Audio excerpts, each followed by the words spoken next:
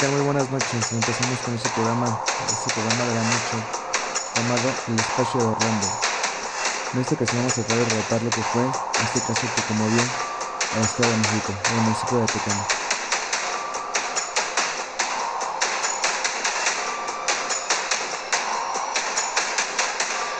El contexto es el caníbal de Tecámac. Los siguientes hechos ocurrieron en el Estado de México, el municipio de Tecámac, en Sección Ciprés. Todo comenzó en una noche, el 7 de enero. Se recibió una llamada al 911 con el contexto de que en la unidad divisional Los Ceres de Tecámac, sección número Ciprés, en la casa número 4, al interior de la casa se estaba quemando unas prendas de ropa en la parte superior de la casa. Al recibir la llamada, la operadora del 911 mandó a unos policías a ver qué estaba pasando. Al ir a la sección de Los Ceres de Tecámac, resultaba que sí, era en realidad todo en verdad. Los policías fueron y tocaron a la casa, pero sin ninguna respuesta previa del que vivía adentro. Tocaron y nadie les abría. Al ver que el fuego seguía cesando, optaron por llamar a los bomberos. Los bomberos llegaron a calmar el fuego. Entre los bomberos y los policías abrieron la puerta. Jamás imaginaron lo que iban a encontrar ahí, pues al primer momento de abrir, encontraron a un hombre, a un sujeto llamado Jesús. Él era el autor de este feroz crimen, pues en el interior de esta vivienda se encontraba el cuerpo de su esposa y sus 2 hijas. De una manera escalofriante. José López era un ex policía federal de 34 años. Se suponía que aquella vez que hizo aquel suceso estaba bajo los efectos de algunos narcóticos, pues el relato dice que en aquel día él llegaba de un retiro espiritual. El relato dice que vivía con su esposa Esther Alicia, con su hija Loreta y su hija la más pequeña. Tenían 7 años de conocerse. Se conocieron en Sonora. Ahí hicieron el clic. Parecía que todo era perfecto, como una familia feliz. Sin embargo, poco a poco se fue distorsionando su realidad, sus comportamientos de este sujeto, ya que se mencionaba que el sujeto era muy agresivo, era muy celoso y era muy enfermizo. Una vez, dando a conocer lo que era el contexto familiar, se decía que este sujeto vivía en casa de sus padres, en Iztapalapa. Fue cuando hicieron vida juntos y Alicia se vino para el Estado de México junto con él, porque estaban formalizando su familia. Fue cuando llegó la primera niña, se embarazó de ella. Todo iba muy normal, como cualquier pareja recién casados. Todo era felicidad, toda la armonía, toda la comunicación. Sin embargo, se rumora mucho que este sujeto era muy celoso, era muy posesivo con la persona. Algún día todo empezó a cambiar, justamente cuando llegó su segunda bebé, su segunda integrante de la familia. Un día, al irse a trabajar, todo parecía muy normal. Cuando llegó a su área de trabajo, le dieron la noticia que le iban a dar de baja, ya que presentaba muchos comportamientos violentos, comportamientos fuera de lo normal. Eso le llamó mucho la atención tanto al personal de los demás como a su esposa, ya que pues ambos coinciden que tienen una actitud sospechosa, una actitud violenta, una actitud atroz. Después de recibir esta noticia, pasaron los días y los problemas económicos se dieron a notar. Junto con ello, más ataques de ira, más ataques de cólera, más ataques de celos, ya que justamente ya no tenían que entretenerse. Tuvo muchos problemas con su esposa, por el mismo contexto, ya que se le decía que el sujeto no puede estar en su casa. No le gustaba estar ahí, no le gustaba estar dentro de ella. Al verse atrapado entre su propia cabeza, sus malos pensamientos y la oscuridad de su vida, alguien le invitó a retiro espiritual, a lo que él accedió. Fue a retiro espiritual. Fue en la noche del 29 de diciembre. en donde empezó la peor pesadilla para su hija, de él y su esposa Alicia. Después de llegar al retiro, se dice que fueron ellos dos, Alicia y Jesús y las dos niñas, a la colonia Iztapalapa a celebrar dicha fecha, el 31 de diciembre. Justamente después de algún par de horas salió este sujeto por algunas cosas para seguir celebrando, a lo que se dice que llegó de una manera eufórica, de una manera atroz, de una manera muy rara, ya que empezaron a pelear. Justamente Alicia, Jesús, obviamente la madre de Jesús se dio cuenta de todo el contexto, le dijo que se calmara, pero pues a este sujeto le valió. Fue cuando decidió llevarse a la esposa y a las niñas a su casa, y así fue, sin darse cuenta y sin pensarse aún que era la última vez que vendrían a la esposa y a las dos infantes con vida. Y así fue. Este sujeto obligó a Alicia y a las niñas a tomar un taxi de regreso a casa. Todo parecía muy normal, entre murmullos de peleas, pues se supone que ellos no querían que las niñas se dieran cuenta de todo lo que estaba pasando. Sin embargo, aquel tipo dice que ya tenía en su cabeza unas voces muy extrañas que le decían que asesinara a la esposa y a las niñas, pues justamente por el retiro espiritual. Yo considero, la verdad, que fue algún tipo de alguna medicina, digamos, tradicional mexicana, que le dieron un poquito más de dosis y fue que tuvo ese alucín, en el cuestión de que pues le dio ese alucín para poder darle valor y darle como la valentía de poder asesinar a su esposa y a sus dos hijas. Fue cuando intentaron hablarle, intentó marcar su mamá de Jesús, intentó marcar sus hermanos, pero sin ninguna respuesta positiva.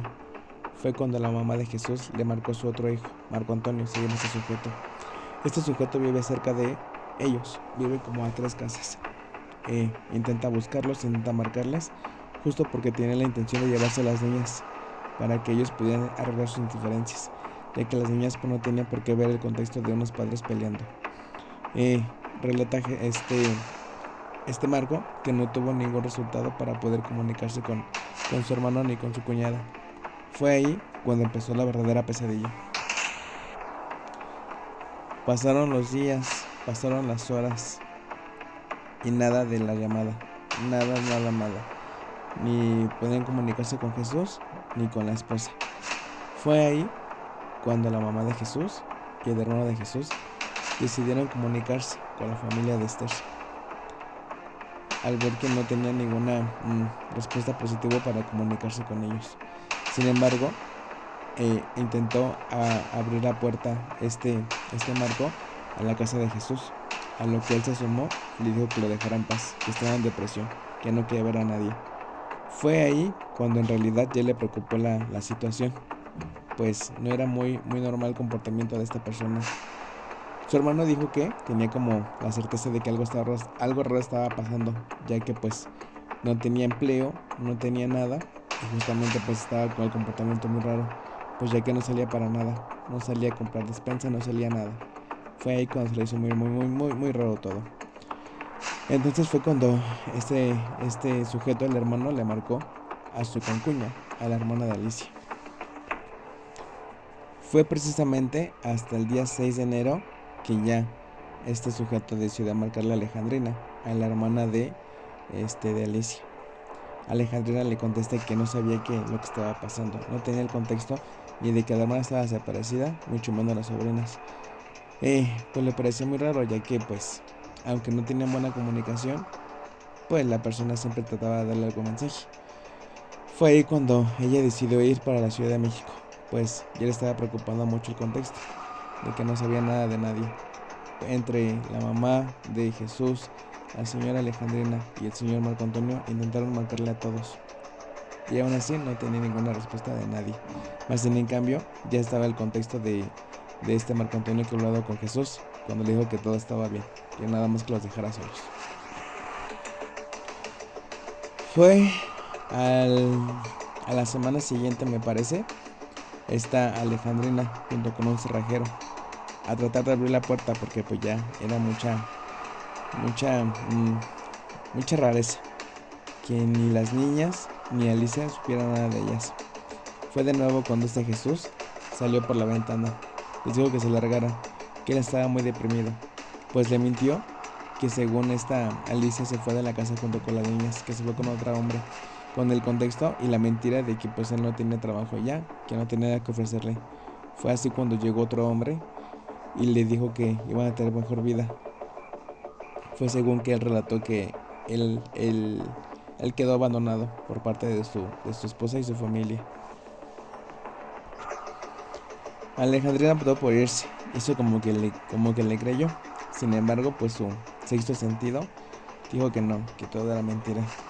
Fue ahí cuando Alejandrina decidió marcar a la mamá de Jesús, contándole todo el contexto, diciéndole que pues que ella conoce a su hermana y que su hermana no era capaz de eso. Fue ahí cuando la mamá de Jesús le contó a Alejandrina que pues que sí, que se habían peleado muy feo y desde entonces pues no sabía nada. Se pusieron de acuerdo para verse en algún sitio y recurrió al MP a levantar la demanda correspondiente por desaparición y pues para ver qué es lo que estaba pasando, porque pues era muy raro todo, ya que de pronto las versiones que daba este sujeto al principio de que estaba deprimido y la segunda versión de que la había dejado por estar desempleado como que tenía relatividad más no coincidencia.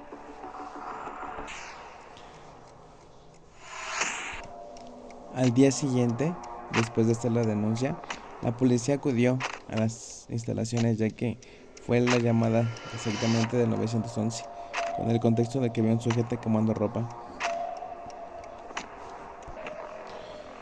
junto con un olor muy raro como putrefacto, como si algo se estuviera pudriendo y cocinando a la vez. La casa tornaba con llamas altas y rojas y con humo negro. Al controlar las llamas fue cuando la policía pudo entrar, pero cuál sorpresa fue que recibió un hombre que parecía estar bajo los efectos de las drogas, bajo los efectos del alcohol. Tenía un comportamiento muy raro, un tanto agresivo, tenía un comportamiento como de animal, a la defensiva, tenía un comportamiento altanero, tenía un comportamiento grosero, un comportamiento atroz, un comportamiento que no es normal en alguna persona, digamos, sana psicológicamente. La policía al verlo le preguntó que qué había pasado. Ese comportamiento que tenía era anormal, ya que también le hicieron la pregunta que por qué estaba quemando la casa. El sujeto estaba en la parte inferior de la casa. Bajó poco a poco, con un cuchillo en la mano, justo casi como para poder atacar y poder como escaparse de aquella tribu de policías. Se dice que la persona empezó como a gruñir, como a querer intimidar, como a querer ser como ruidos muy extraños como de un animal, justamente para poder intimidar a los policías y así poder escapar. Los policías relatan que el sujeto tenía un cuchillo en la mano. Él se negaba a darle paso a que dieran el recorrido a la zona interior de la casa, pues justamente ahí estaba la zona del crimen. Una vez que se iba acercando a los policías, un policía le preguntó por su familia. Él respondió que se habían ido, que lo habían dejado.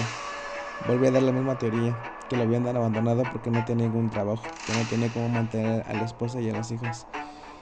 Este policía también le preguntó que desde cuándo pasó todo esto, desde cuándo lo abandonaron. Le preguntó que desde cuándo se fueron. Él muy seguro contestó que desde el 2 de enero, a lo que le dijo que por favor se retirara, ya que quería estar solo. Al ver que no hubo una respuesta positiva por los policías, intentó atacarlos. Fue cuando este mismo policía accionó y le disparó en su brazo. Quedando así herido, también dándole continuidad de un disparo a su pie derecho. Ya al verse acorralado, confesó que les había matado, que las tenía arriba. Así fue. Los policías al subir encontraron los cuerpos de Esther y sus dos pequeñas. Fue cuando los policías dieron continuidad a la búsqueda y estaba en el cuarto principal. Los cuerpos desmembrados y ya incinerados de estas tres femeninas.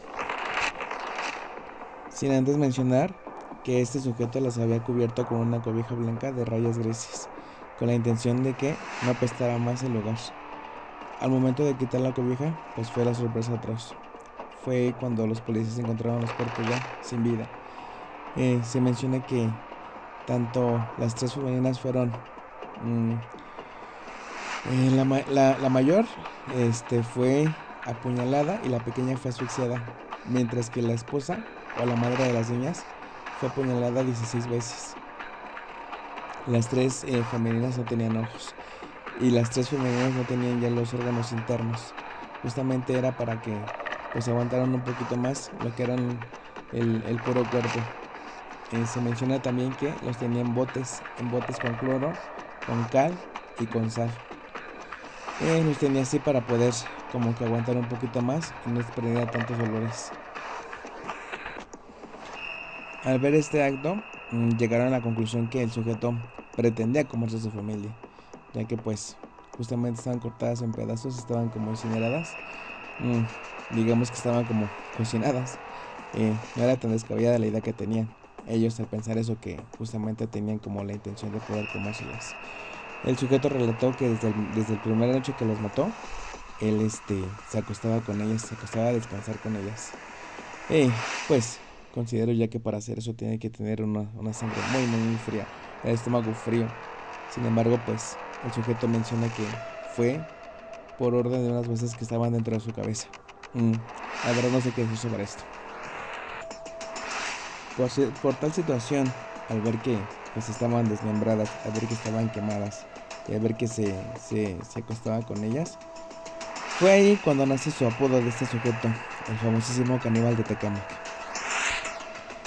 Fue ahí cuando pues ya después de la policía municipal llegó peritaje para levantar aquellos cuerpos de las tres femeninas, justamente para hacer la necropsia pues que se solicita para el protocolo.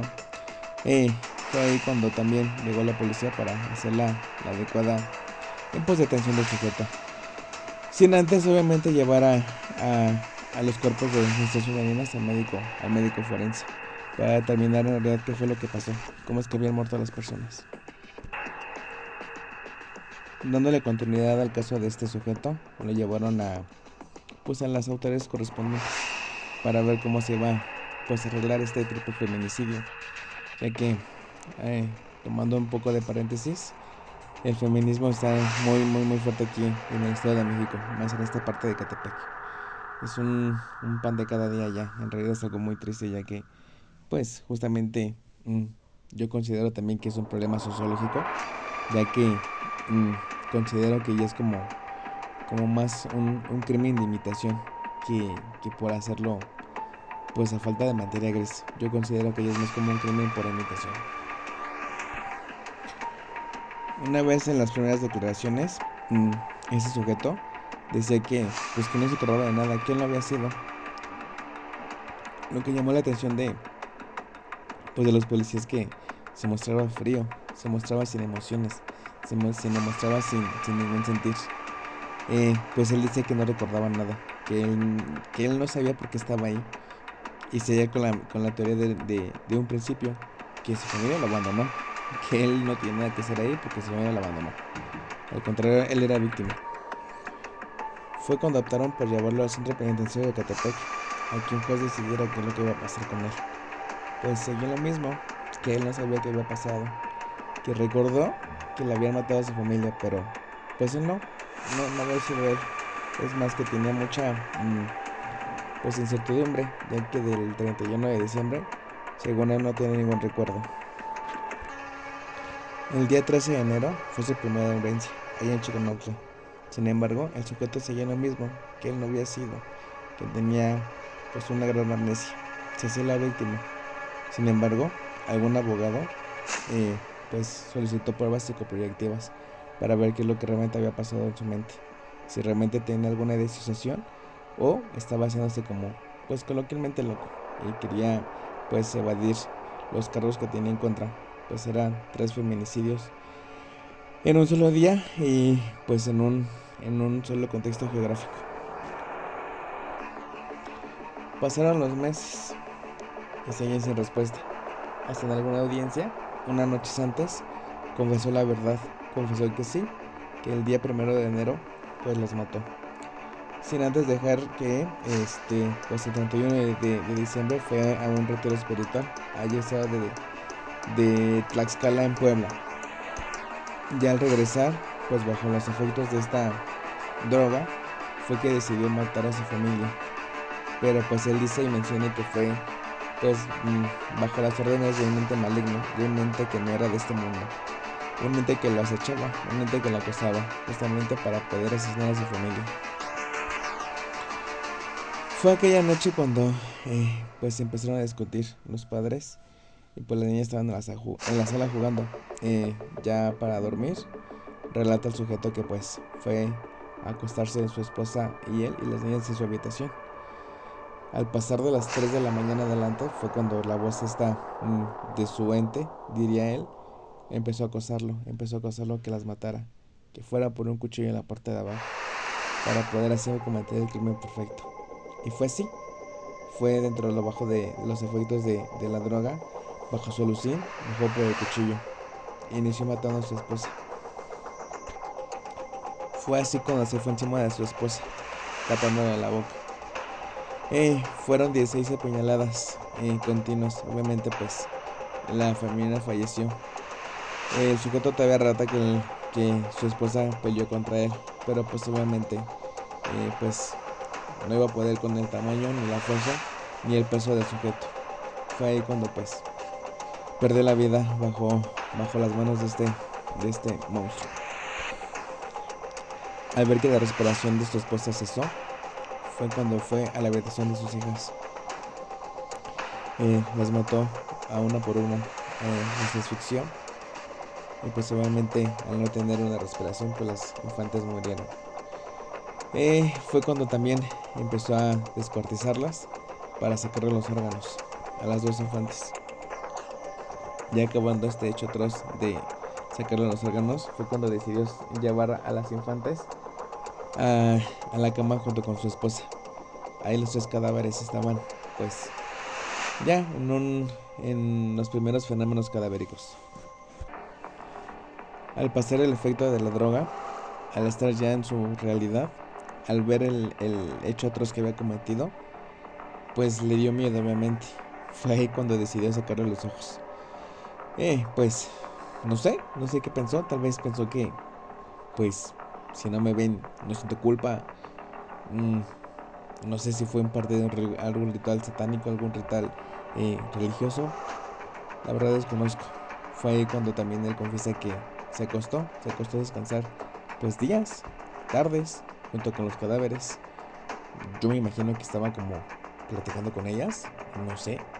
Me imagino que estaba como pues pidiéndoles perdón, reclamándoles tal vez. No sé, la verdad es que no sé. Fue cuando pues decidió cubrir a los cuerpos justamente con jabón, con sal y con cal, para que pues dentro de su lógica pues no se perdieran olores. Fue cuando los envolvió con cobijas. Pasó una semana y media para que pues los vecinos se dieran cuenta del olor a putrefacción que pues obviamente un cuerpo despide al estar en descomposición. Al escuchar tanto rumor entre los vecinos que pues olía raro, que el sujeto no salía ya, que estaba muy raro todo, porque pues ni las hijas ni la vecina pues salían, fue cuando él decidió pues empezar a quemar la casa, pues para disimular un poquito el olor, para pues salirse con la suya. Con lo que no contaba él es que pues el fuego salió de control. El fuego empezó a consumirse más y más y más. Fue cuando estaban en llamas y él empezó a gritar, pues se veía en desesperación. Ya fue cuando los bomberos se controlaron el fuego para poder ayudarlo. Y eso mismo a su captura. Vaya, su captura, porque pues él tenía su plan bajo la manga, pero pues en el cambio no le salió. El dictamen pericial señala que todos estos hechos ocurridos fueron en la madrugada del 31 de diciembre al 1 de enero. Justamente pues aquella escena atroz. También dice el documento pericial que justamente como él relataba, su esposa luchó para salvar su vida. Pues en su necropsia y en los resultados del médico legista salió que pues sí, tenía marcas de lucha. Justamente como él había relatado que pues por el peso, la masa y el tamaño pues no pudo sobresalir de esa batalla. Sin embargo, pues no hay ningún estudio que pues se confirme que el sujeto cometió canibalismo. Pues no hay como algún rastro, digamos, lo que señale a este sujeto que haya sido un autor de cometer canibalismo. Eh, pues las niñas fueron muertas por asfixia.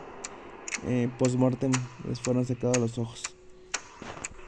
Asimismo las desmembró para finalmente quitarle los órganos y pues tenerlos en baldes con cal, con jabón y con sal, justamente para no desprender olores en su lógica. Ya para finalizar este relato, después de 11 meses, el juez le hizo pruebas psicométricas y el sujeto se encuentra pues en estado salud mental. No tiene disociación, no tiene problemas cognitivos, no tiene problemas sociales, no tiene nada. Sin embargo, pues el sujeto fue condenado a cadena perpetua y con una multa por daños irreparables más de 1 millón para los familiares de esta lista. Sin embargo, si me piden mi opinión, considero que no hay ninguna condena ni ningún pues precio que pueda pagar este sujeto para poder pues causar los daños irreparables que sufrió una familia. Pongamos de acuerdo con el contexto de las familiares de esta lista. También fueron anulados sus derechos, pues digamos, civiles y de humanos. Se dice que pues este caso no tuvo mucha relevancia, no tuvo mucho pues por qué sonar, ya que justamente como era un ex policía de la federal, pues la bronca iba a ser también para la policía federal, ya que no hubo quien le hiciera unos exámenes psicométricos o qué pasó ahí, por qué la dejaron interactuar con esa fuerza de cuerpo policial, quién lo aceptó, quién le hizo los exámenes, realmente hubo exámenes o realmente pues pasó así como pues México lindo y querido, ¿no? Con la famosa mordida. Considero que más fue como por palancas, digámoslo así. Pues sin embargo, como bien sabemos el contexto, pues la Policía Federal ya no existe. Considero que pues se tuvo que ver con la relatividad de aquel caso. ¿Tú qué opinas? Déjame saber en los comentarios, ¿vale? Pues muchas gracias por acompañarme, espero te haya sido de agrado este material. Y pues bueno, nos vemos hasta la próxima.